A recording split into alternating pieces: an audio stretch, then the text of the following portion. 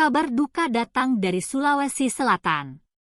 Amin Syam, mantan gubernur Sulsel periode 2003-2008, dikabarkan meninggal dunia Jumat 1 September 2023 malam.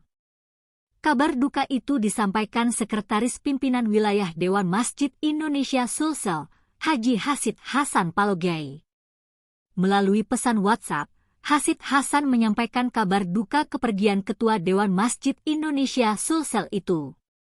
Innalillahi wa inna ilaihi rojiun, telah wafat Bapak Maijen TNI, Purnawirawan, HM Amin Syam, Ketua PWDMI Sulsel, sekitar jam 23.50, kata Hasid Hasan melalui pesan WhatsApp.